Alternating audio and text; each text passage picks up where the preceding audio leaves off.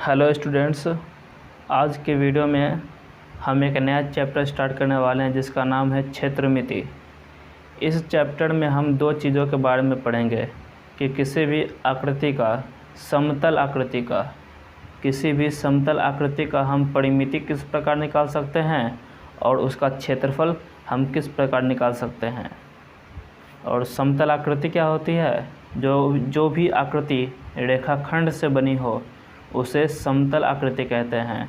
जैसे कि ये त्रिभुज क्या है? तीन रेखाखंड से बनी है। तीन रेखाखंड से बनी एक समतल आकृति है, तो ये कैसा आकृति हो गया? समतल आकृति हो गया। जैसा कि चतुर्भुज कोई भी हो सकता है, आयत हो, वर्ग हो, कुछ भी अन्य प्रकार के चतुर्भुज हो सकते हैं। तो ऐसे आकृति को क्या कहते हैं? समतल आकृति कहते हैं, समतल बंद आकृति। तो सबसे पहले हम परिमाप के बारे में पढ़ेंगे कि परिमाप क्या होता है और विभिन्न प्रकार के समतल आकृतियों का हम परिमाप किस प्रकार निकाल सकते हैं और उनके फार्मूले क्या क्या होते हैं। तो सबसे पहले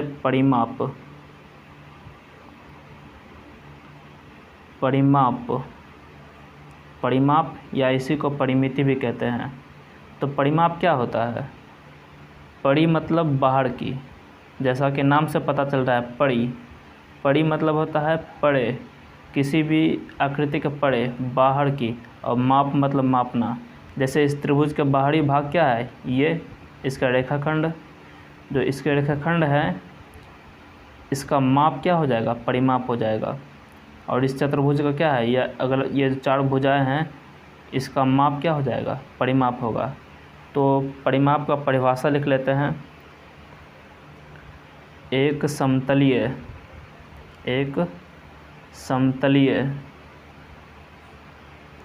बंद आकृति को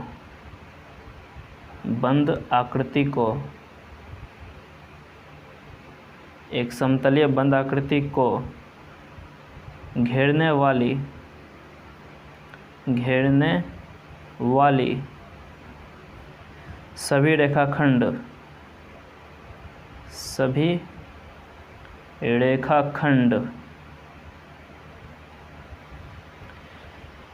या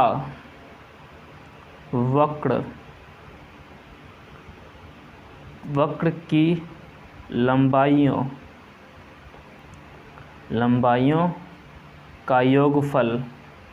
का योगफल उस आकृति का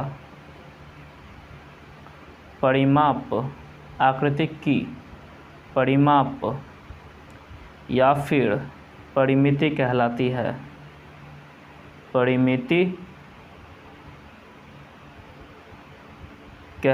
है। यहाँ पर एक चीज़ नोट कीजिएगा, यहाँ पर क्या लिखे हैं हम? सभी रेखाखंड या वक्र। जरूरी नहीं है कि सभी रेखाखंड की ही बनी आकृति होगी। जैसे ये त्रिभुज क्या है? ये तो त्रिभुज रेखाखंड से बनी हुई आकृति है, लेकिन हम यहाँ पे वक्र भी लिखे हैं। रेखाखंड के जगह पे वक्र भी हो सकता है। वक्र मतलब क्या? एक गोलाकार आकृति, जैसे कि एक वृत्त। ये वृत्त किससे बना होता है? ये गोलाकार आकृति से बना है।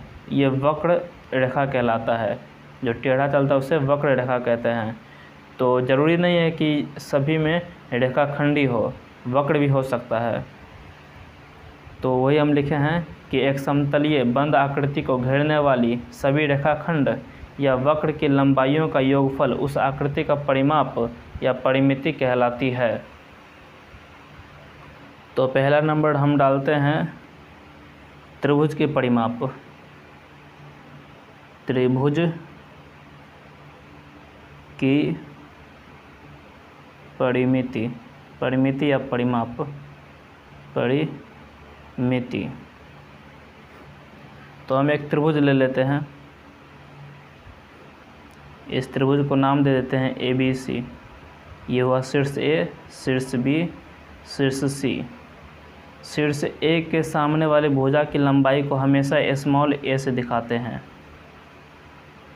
और शीर्ष B वाले भुजा की बी के सामने वाले भुजा की लंबाई को हमेशा स्मॉल बी से दिखाते हैं। ये सब स्टैंडर्ड नोटेशन है, ये सब बहुत ही ज़्यादा इम्पोर्टेंट है, याद रखने योग्य है। शीर्ष सी के सामने वाली भुजा को स्मॉल सी से दिखाते हैं। तो इसमें परिमिति क्या हो जाएगा, त्रिभुज की परिमिति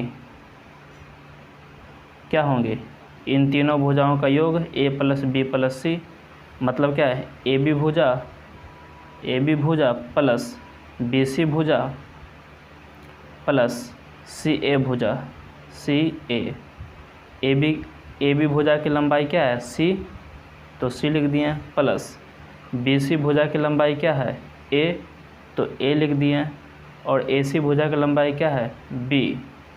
तो त्रिभुज की परिमिति क्या हो गई,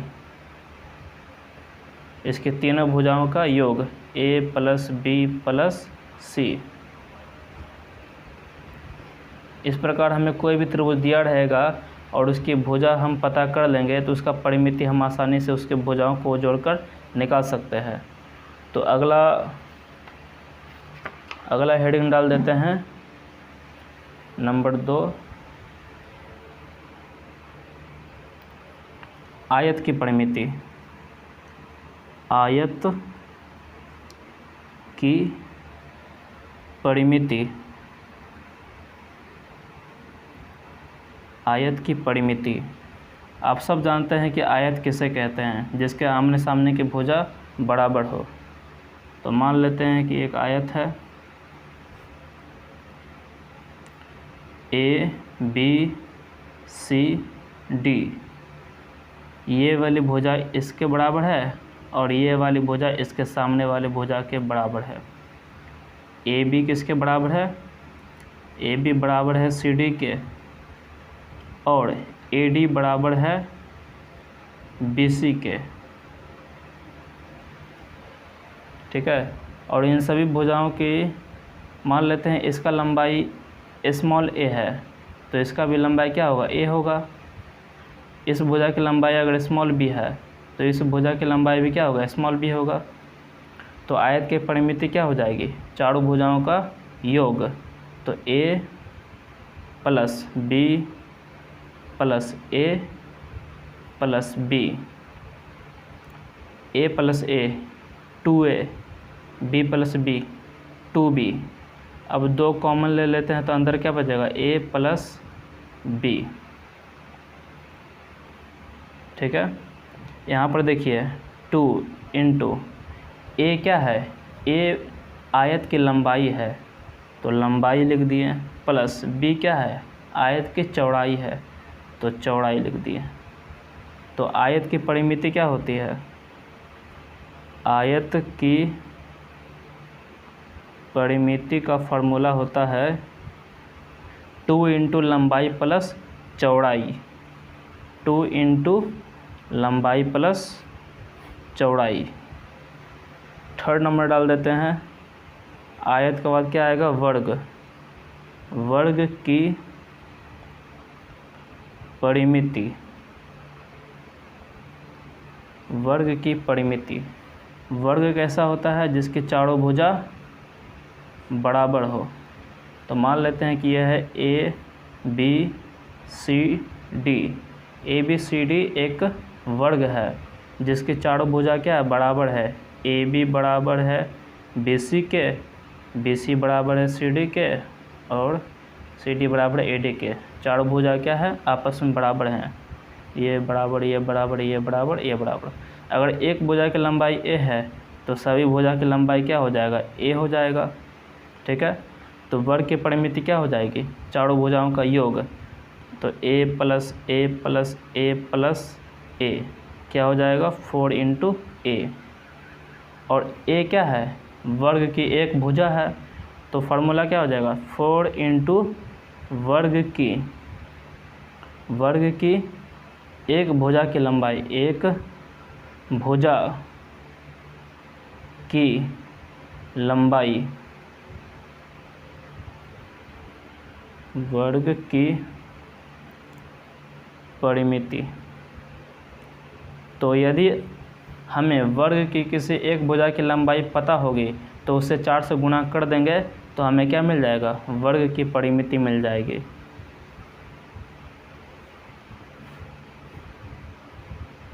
अगला नंबर आता है वृत्त की परिमिति। वृत्त की परिमिति।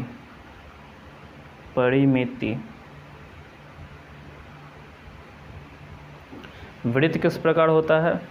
वृत्त एक गोलाकार आकृति होती है, कुछ इस प्रकार का, एक समतल पे बना आकृति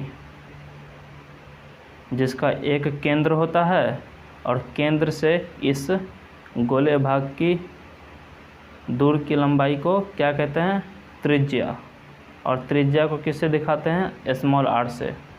r क्या है, वृत्त की त्रिज्या है, क्या है, त्रिज्या है। और ये जो बीच में पॉइंट है इसे क्या कहते हैं, केंद्र।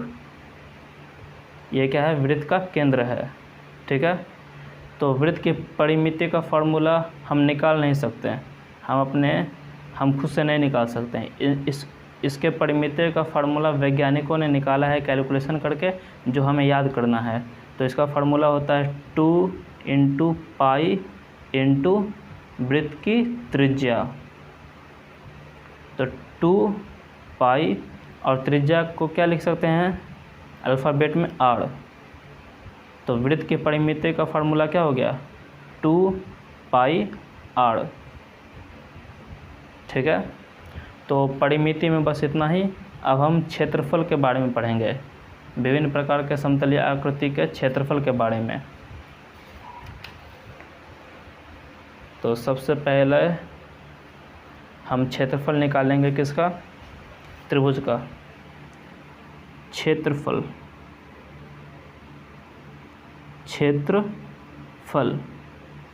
क्षेत्रफल आप तो जानते होंगे, क्षेत्रफल किसे कहते हैं, रेखाखंड के अंदर के भाग को क्या कहते हैं, क्षेत्रफल कहते हैं। जैसे एक नंबर हम डाल देते हैं त्रिभुज,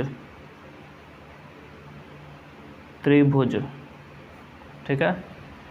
तो मान लेते हैं एक त्रिभुज है, ये त्रिभुज का नाम है ABC, त्रिभुज ABC। तो ये तो परिमिति हो गई ABBCCA, लेकिन ये जो अंदर वाला भाग है ये सब क्या होता है, ये सब क्षेत्रफल होता है। तो मान लीजिए हमें इस त्रिभुज का क्षेत्रफल निकालना है, तो इसका फार्मूला क्या होगा, त्रिभुज ABC का क्षेत्रफल क्या होता है। देखिए सबसे पहले इस त्रिभुज में कुछ रचना करना पड़ेगा। ABC, अगर हम इस भुजा को मान लें कि ये आधार है, क्या मान लें, ये आधार है, तो यहाँ से इस भुजा शीर्ष A से भुजा BC पर हम एक लंब डालेंगे, लंब।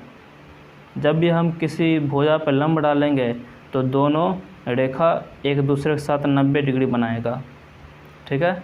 तो ये भुजा क्या हो गया, ये लंब है। लंब को हम किससे दिखाते हैं, H से, और आधार को किससे दिखाते हैं, B से। B मतलब बेस होता है, H मतलब हाइट होता है। तो इस त्रिभुज ABC का क्षेत्रफल क्या हो जाएगा, फार्मूला होता है 1/2 गुणे आधार गुणे ऊंचाई, 1/2। आधार क्या है, B, ऊंचाई क्या है, H। तो यही क्या हो गया, फार्मूला हो गया। त्रिभुज का क्षेत्रफल का फार्मूला क्या हो गया, 1/2 × B × H। ये सभी त्रिभुज के लिए वैलिड है, ये फार्मूला जो है सभी त्रिभुज के लिए वैलिड है। लेकिन समबाहु त्रिभुज के लिए एक अलग से फार्मूला होता है आसानी से निकालने के लिए, तो वो भी लिख देते हैं। समबाहु त्रिभुज का क्षेत्रफल। सबसे पहले ये जान लेते हैं कि समबाहु त्रिभुज कहते कैसे हैं। तो समबाहु त्रिभुज उसे कहते हैं जिसके तीनों भुजा क्या होते हैं, आपस में बराबर होते हैं। मान लेते हैं त्रिभुज ABC एक समबाहु त्रिभुज है, तो इन तीनों का भुजा क्या होगा, आपस में बराबर होंगे। अगर ये भुजा ए है तो ये भी ए है और ये भी ए हो जाएगा। तो समबाहु त्रिभुज का क्षेत्रफल का फार्मूला होता है √3/4 इंटू भुजा का स्क्वायर, भुजा का स्क्वायर। तो समबाहु त्रिभुज का क्षेत्रफल √3/4 इंटू, यहाँ पे भुजा क्या लिए हम ए, तो ए का स्क्वायर हो जाएगा। बहुत ही सिंपल सा फार्मूला है जो कि हमें याद रखना है। तो इसे एक एग्जांपल से सॉल्व करके देखते हैं। मान लेते हैं कि एक त्रिभुज है, समबाहु त्रिभुज ABC। अगर इसके एक भुजा की लंबाई 5 सेंटीमीटर है, क्या है 5 सेंटीमीटर, तीनों भुजा क्या है बराबर हैं, तो इसका क्षेत्रफल क्या हो जाएगा, इस समबाहु त्रिभुज का क्षेत्रफल क्या होगा √3/4 इंटू 5 का स्क्वायर। एक भुजा क्या है 5, तो तीनों क्या हो जाएगा 5 ही हो जाएगा, क्योंकि ये कौन सा त्रिभुज है, समबाहु त्रिभुज हमने माना है। तो इसका क्षेत्रफल क्या हो जाएगा √3/4 इंटू भुजा का स्क्वायर, √3/4, 5 का स्क्वायर कितना होगा 25, तो क्या होगा 25√3/4 सेंटीमीटर स्क्वायर। यह हमारा आंसर हो जाएगा। तो अगले आकृति की ओर बढ़ते हैं, जिसका नाम है वर्ग का क्षेत्रफल। वर्ग का क्षेत्रफल नंबर 2 डाल देते हैं। वर्ग का क्षेत्रफल, वर्ग का क्षेत्रफल क्या होगा, वर्ग इस प्रकार होता है जिसके चारों भुजा बराबर हो, ABCD। अगर एक भुजा की लंबाई ए है तो चारों भुजा की लंबाई क्या हो जाएगी, ए ही हो जाएगी। वर्ग का क्षेत्रफल का फार्मूला होता है भुजा का स्क्वायर। क्या होता है, भुजा का स्क्वायर, भुजा का स्क्वायर। यहाँ पे हमने भुजा क्या माना ए, तो क्या हो जाएगा ए का स्क्वायर। सिंपल है बस। अगर एक भुजा दिया हुआ है तो उसका स्क्वायर निकाल लेंगे, वही क्या हो जाएगा वर्ग का क्षेत्रफल हो जाएगा। तीसरा नंबर पे आएगा आयत का क्षेत्रफल।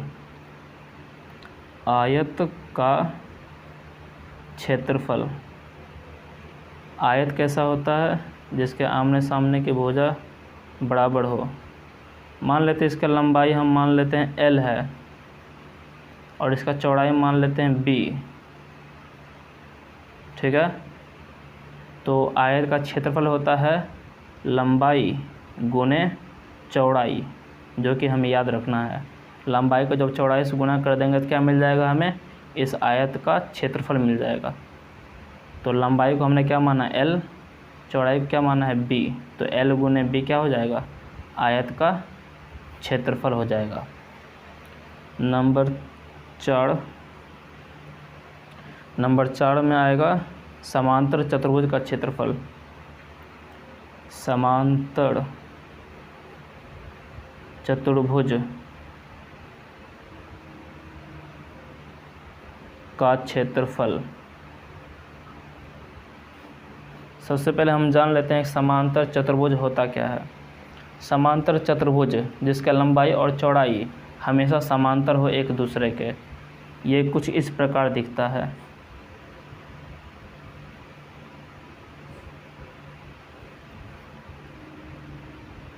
ये देखिए, मान लेते हैं इसका लंबाई L है, ये जो इसकी लंबाई है इसको मान लेते हैं हम B, क्या मान लेते हैं B, तो ये भी क्या हो जाएगा, ये B हो जाएगा। और इस चौड़ाई है इसको मान लेते हैं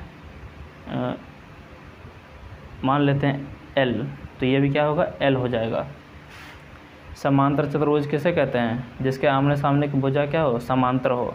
ये देखिए, इसका लंबाई के समांतर है और इसका चौड़ाई के समांतर है। और अगर हम यहाँ से एक लंब डालते हैं तो यहाँ पर 90 डिग्री बनेगा, और यहाँ से यहाँ तक की दूरी को क्या कहेंगे, ऊंचाई कहेंगे। इसे हम H से दिखाएंगे। दोनों के बीच की दूरी क्या कहते हैं? ऊंचाई कहते हैं। ठीक है, तो इसका क्षेत्रफल कैसे निकाल सकते हैं हम? इसका क्षेत्रफल निकालने के लिए हमें त्रिभुज के फार्मूले की आवश्यकता पड़ेगी। त्रिभुज के फार्मूले की आवश्यकता पड़ेगी। जैसे ये जो पूरा समांतर चतुर्भुज है, इसे हम दो भागों में बांट लेते हैं, कुछ इस प्रकार से इसे हम दो भागों में बांट लेते हैं। तो इससे तो अब एक त्रिभुज ये बन गया और दूसरा त्रिभुज ये बन गया। अब इसके सहायता से हम समांतर चतुर्भुज का क्षेत्रफल निकालेंगे। तो समांतर चतुर्भुज ए बी सी डी का क्षेत्रफल क्या होगा? हम अगर इस एक त्रिभुज का क्षेत्रफल निकाल लेते हैं और उसका दुगुना कर देते हैं तो हमें समांतर चतुर्भुज का क्षेत्रफल आराम से मिल जाएगा। तो 2 गुने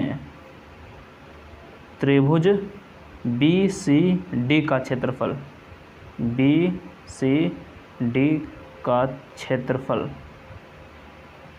ठीक है, 2 गुने तो इसका आधार क्या है? बी।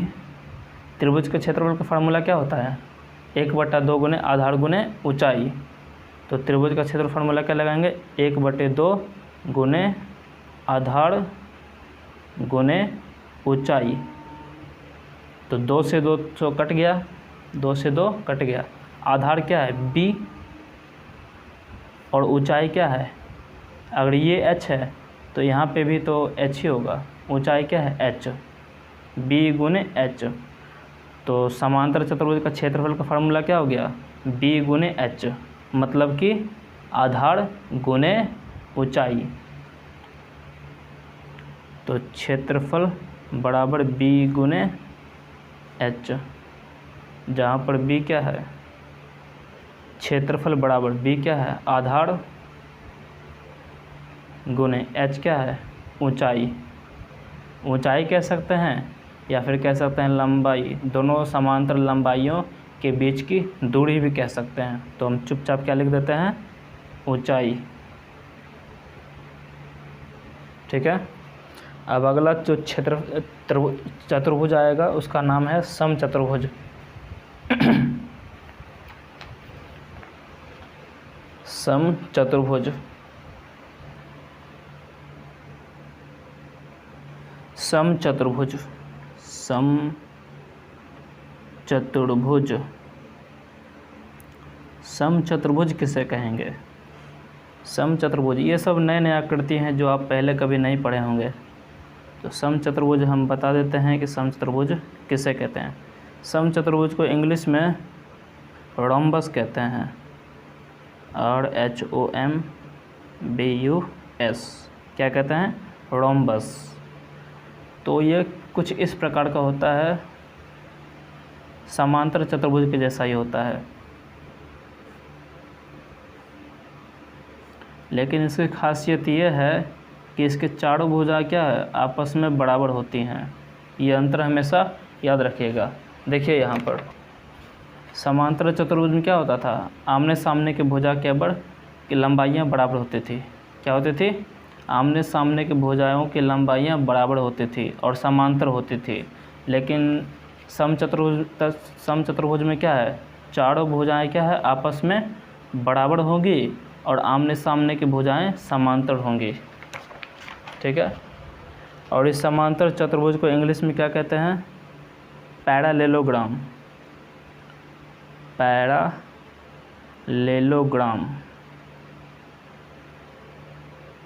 पैरालेलोग्राम।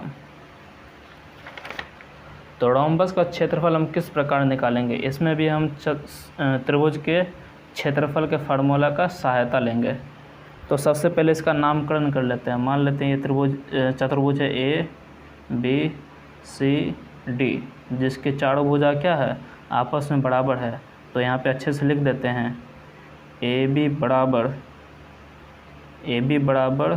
BC बराबर AB बराबर BC बराबर CD बराबर AD, और इसके दो विकर्ण होंगे BD और AC। ये दो विकर्ण जहाँ पर एक दूसरे को काटेंगे, समुद्र विभाजित करेंगे, काटेंगे, वहाँ पर 90 डिग्री का कोण बनेगा। समुद्र विभाजित करेंगे इसका मतलब क्या है, इसकी और इसकी लंबाइयाँ बराबर होंगी, इसकी और इसकी लंबाइयाँ बराबर होंगी। समुद्र विभाजित बराबर बराबर विभाजित करेंगे, और इनके जो विकर्ण हैं, विकर्ण की लंबाइयाँ भी बराबर होंगी। AC बराबर होगा किसके, BD के। AC किसके बराबर हो जाएगा, BD के बराबर होगा। विकर्ण AC बराबर BD, ओके। क्योंकि ये समुद्र विभाजित किया है तो यहाँ पर जो ये पॉइंट है इसको नाम देते हैं O, तो AO बराबर OC, AO बराबर OC, और DO बराबर BO, DO बराबर BO, ठीक है। इससे हमें कोई प्रॉब्लम नहीं होना चाहिए। और ये जो कोण है AOB ये 90 डिग्री है, AOD ये भी 90 डिग्री, DOC 90 डिग्री, BOC क्या होगा, 90 डिग्री होगा। तो उसे भी यहाँ पर हम लिख देते हैं। कोण AOB बराबर कोण BOC बराबर कोण DOC बराबर कोण DOC हो गया, AOB हो गया, AOD बराबर क्या, 90 डिग्री। सभी कोण कितने डिग्री का होगा, 90 डिग्री का होगा। अब हम इसका क्षेत्रफल निकालेंगे। यहाँ पे देखिए, यहाँ पे कितने त्रिभुज आपको दिख रहे हैं, 1 2 3 4, 4 त्रिभुज है। अगर हम किसी एक त्रिभुज का क्षेत्रफल निकाल लें और उसको 4 से गुणा कर दें तो क्या हम इसका क्षेत्रफल निकाल लेंगे, तो सेम वही काम करेंगे हम। तो समचतुर्भुज ABCD का क्षेत्रफल बराबर 4 गुने किसी भी एक त्रिभुज ले लेते हैं हम, COD ले लेते हैं, त्रिभुज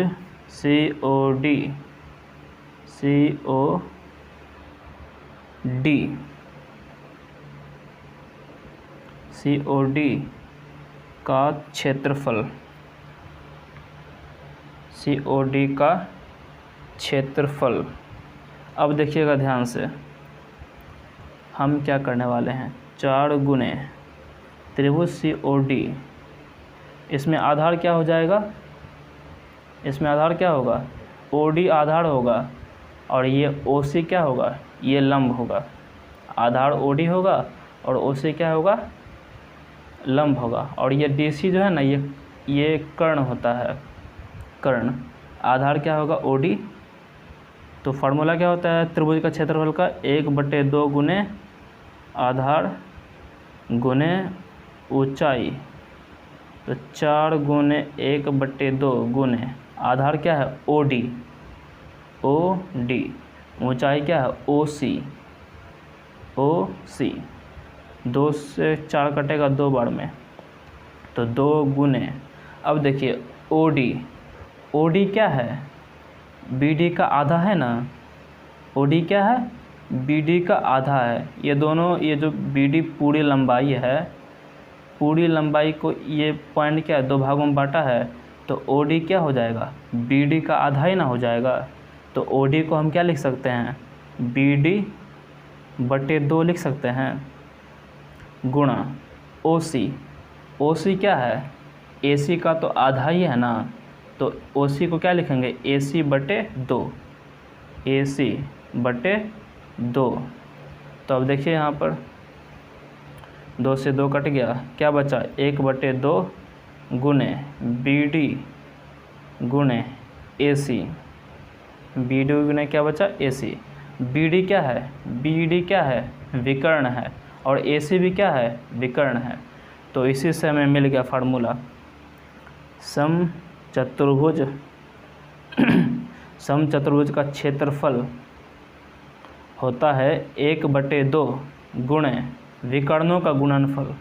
क्या होता है? विकर्णों का गुणनफल। अगर हम इस विकर्ण का नाम दे दें D1 और इस विकर्ण का नाम दे दें D2, तो यहाँ पर क्या हो जाएगा? 1/2 गुने D1 गुने D2, यही हमारा क्या होगा? फार्मूला होगा। तो इसे और अच्छे से लिख देते हैं, 1/2 गुने विकर्णों का क्या है? गुणनफल है। विकर्णों का गुणनफल, विकर्णों का गुणनफल, यही हो गया समचतुर्भुज का क्षेत्रफल, जो कि बहुत ही ज़्यादा महत्वपूर्ण है।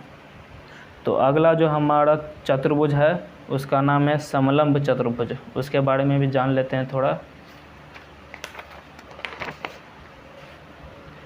6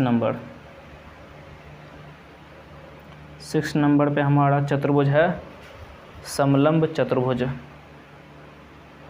समलंब चतुर्भुज, इसे इंग्लिश में क्या कहते हैं? ट्रेपेजियम। ट्रेपेजियम ये किस प्रकार दिखता है? इसका फोटो बनाते हैं। ये कुछ इस प्रकार दिखता है। इसके आमने सामने की जो भुजा होती है ये समांतर होती है। क्या होती है? आमने सामने की भुजा समांतर होती है और बाकी 2 भुजा अलग अलग होती है। ये समांतर नहीं होती, कुछ इस प्रकार से होती है। इसका नाम दे देते हैं A B C D। AB किसके समांतर है? CD के। तो यहाँ पर लिख देते हैं AB समांतर है CD के, लेकिन AD BC के समांतर नहीं। ये दोनों समांतर नहीं है। AD नहीं है समांतर BC के। ठीक है। अब यहाँ से हम अगर एक लंब डाल देते हैं और इसे नाम दे देंगे क्या? H। इस लंब का नाम क्या देते हैं? H। तो अब हम क्या करते हैं? इसका क्षेत्रफल निकालेंगे।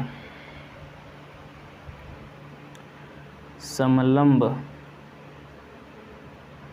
का क्षेत्रफल बराबर, अब इसका भी क्षेत्रफल हम डायरेक्ट नहीं निकाल सकते हैं। इस समलंब का क्षेत्रफल भी हम त्रिभुज के क्षेत्रफल के फार्मूले की सहायता से निकालेंगे। तो इस समलंब को 2 भागों में बांट देते हैं कुछ इस प्रकार से। तो आप पाएंगे कि यहाँ पे 2 त्रिभुज बन रहा है। त्रिभुज एक ये और एक ये। तो इसका क्षेत्रफल क्या निकालेंगे? दोनों त्रिभुज का क्षेत्रफल निकाल के जोड़ देंगे तो हमें क्या मिल जाएगा? इस समलंब चतुर्भुज का क्षेत्रफल में मिल जाएगा। तो त्रिभुज ABD का क्षेत्रफल प्लस त्रिभुज BCD का क्षेत्रफल, BCD का क्षेत्रफल। तो इसका क्षेत्रफल फार्मूला क्या हो जाएगा? 1/2 गुने, यहाँ पे आधार क्या है? आधार क्या हो जाएगा? AB और ऊंचाई क्या हो जाएगा? यही H प्लस त्रिभुज BCD का क्षेत्रफल। देखिए जो H यहाँ पे है, यहाँ से भी एक लंब डाला जा सकता है और इसका भी नाम दे देते हैं क्या? H। तो 1/2 गुने आधार, यहाँ पे आधार क्या है? ये CD आधार है। CD गुने ऊंचाई क्या हो जाएगा? यही H। ठीक है। तो अब इसमें देखिए कुछ कॉमन आ रहा होगा। 1/2 कॉमन है और H कॉमन है। इसमें भी 1/2 है, H है। तो 1/2 और H को कॉमन ले लिए तो अंदर क्या बचा? AB plus CD। 1/2 गुणे H क्या है? ऊंचाई है। समलंब का क्या है? ऊंचाई है। तो यहाँ पर लिख देते हैं क्या? ऊंचाई। और AB क्या है? एक भुजा है, समांतर भुजा। और CD क्या है? ये भी समांतर भुजा है। ABCD क्या है? आपस में समांतर भुजा है। और ब्रैकेट में हम क्या किए? इसको जोड़े हैं। तो यहाँ पे लिख देते हैं समांतर भुजाओं का योग। समांतर भुजाओं का